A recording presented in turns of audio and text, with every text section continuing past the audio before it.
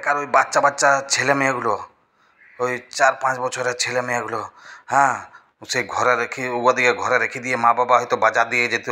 হ্যাঁ, কি ডিউটি যেত, হয়তো আসতে রাত হচ্ছে, হ্যাঁ, মানে সন্ধে হয়ে গেল, ছেলেগুলো ঝুঁক নিত আর ঠাকুমার দমটি বেড়ে যেত ওদিকে চুপ করাতে করাতে, হ্যাঁ, তখন সে কলে কলে নিত, আয় আয় চাঁদা মামা টিক দি যা, আয় আয় চাঁদা মামা টিক দি যা, মানে তখন ছেলেগুলো একটা বাবা বাবা বাবা বাবা মা মা মা মা মা একটা টান ছিল। আর এখনকার 4 বছর ছেলে কোনো ব্যাপারই নাই, বাজার যাবে যাক,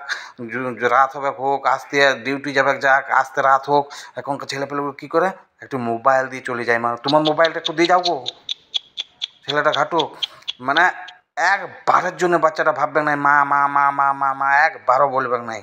খালি এসে পরে যদি দেখে যে মোবাইল, মানে হয়তো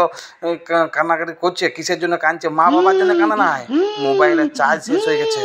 সেই জন্য কাঁদছে। কাঁদছিস কেন রে? চার্জ শেষ হয়ে গেছে, তোমরা সে দিয়ে গেছে চার্জ।